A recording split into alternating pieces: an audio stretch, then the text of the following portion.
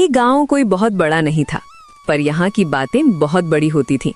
सुबह की शुरुआत चाय से नहीं, चौपाल की चर्चा से होती थी, जहाँ हर आदमी खुद को सबसे समझदार और सामने वाले को सबसे बेवकूफ समझता था।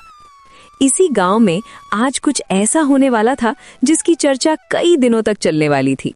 अरे भोला राम, मैं तुझसे एक बात पूछूं? सच सच बता, इस गांव में अगर किसी को सबसे ज्यादा काम आता है तो वो कौन है? मैं बताता हूं, मैं। क्योंकि काम भले किसी को आता हो, पर उस पर बोलना, चर्चा करना, चार लोगों को इकट्ठा करके घंटों बतियाना, ये कला सिर्फ लल्लू में है। देख, ये चौपाल अगर मैं एक दिन ना आऊं ना, तो यहां सन्नाटा छा जाए, कुत्ते भी बिना भौंके निकल जाएं। अरे लल्लू, तू तो खुद को गांव का रेडियो समझता है। सुबह शुरू होता है, रात को बैटरी खत्म होती है। पर सच बताऊं, तेरी बातों में मजा है। बिना नमक की सब्जी भी तू खा ले और ऊपर से कहे वाह क्या स्वाद है। यही तो काबिलियत है मेरी। और सुना है क्या, कल रात सेठ हरिराम के घर फिर बवाल हुआ। गांव वाले पास खिसक आते हैं। सेठ हरिराम, नाम बड़ा, काम उससे भी बड़ा। घर ऐसा कि लगता है राजा रहता है, पर दिमाग ऐसा कि खुद ही राजा और खुद ही प्रजा। कभी अपने नौकर पर चिल्लाए, कभी खुद पर शक करे। कल रात बिजली गई तो पूरे गांव को शक की नजर से देखने लगा। अरे वो सेठ नहीं, चलता फिरता शक है। अगर उसकी परछाई भी देर से आए तो वो उससे भी पूछे कहाँ थी इतनी देर। अरे भाइयों, आज मेरी हालत मत पूछो। अगर आज मेरी भैंस नहीं मिली ना, तो समझो मेरा सब कुछ खत्म। वो भैंस सिर्फ जानवर नहीं थी, मेरी सुबह थी, मेरी शाम थी, मेरा दूध था, मेरा दही था, मेरा सपना थी। कल रात तक बंधी थी, सुबह उठा तो ना भैंस, ना रस्सी, ना खुर की आवाज। अरे घनश्याम, कहीं तूने खुद ही तो खोल नहीं दी रस्सी? तुझे याद है ना, पिछली बार तूने खाट खोल दी थी और जमीन पर सो गया था। मजाक का टाइम नहीं है लल्लू, आज दिल में आग लगी है। वो भैंस अगर मिल जाए ना, तो मैं कसम से आज पूरे गांव को दूध पिलाऊं। अरे ओ घनश्याम, इतना रो क्यों रहा है? भैंस है, बीवी नहीं जो बिना बताए चली जाए।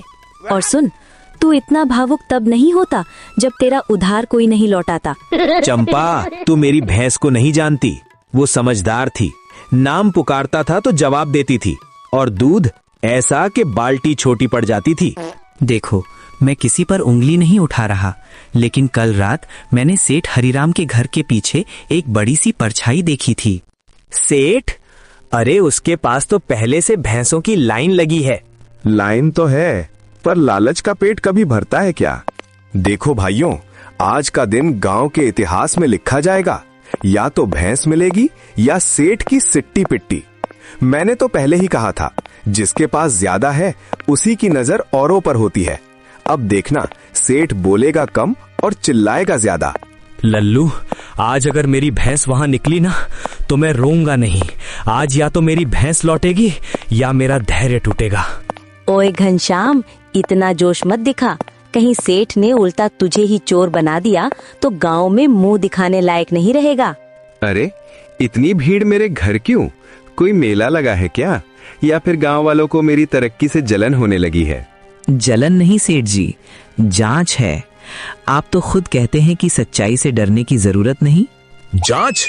किस बात की जांच? मेरे घर में क्या जांच करोगे? मेरी ईमानदारी, मेरी इज्जत? सेठ जी, मैं छोटा आदमी हूँ, आपके बराबर नहीं, पर मेरी भैंस कल रात से गायब है और गांव में बातें चल रही हैं कि उसे यहाँ देखा गया। वाह, अब मैं भैंस चुराने लगा?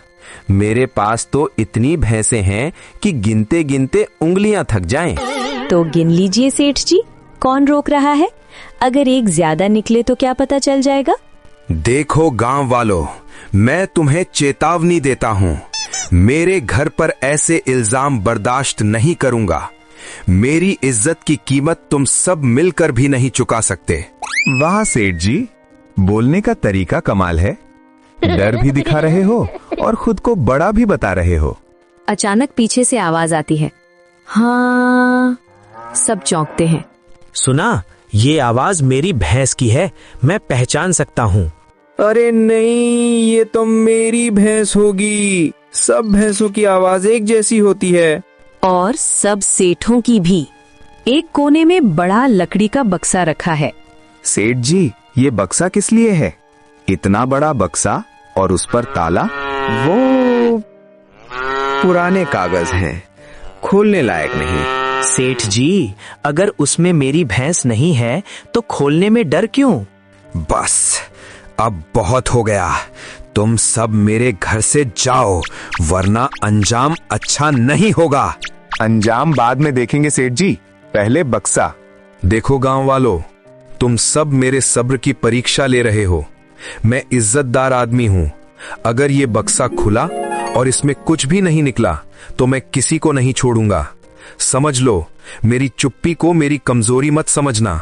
अरे सेठ जी, इतना लंबा भाषण तो आप तब भी नहीं देते जब सूद बढ़ाते हैं।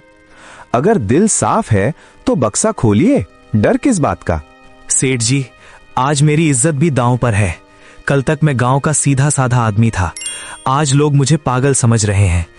अगर मेरी भैंस यहाँ नहीं है तो मैं खुद सबके सामने माफी मांगूंगा, लेकिन अगर है तो फिर जो होगा वो आप खुद देख लेना।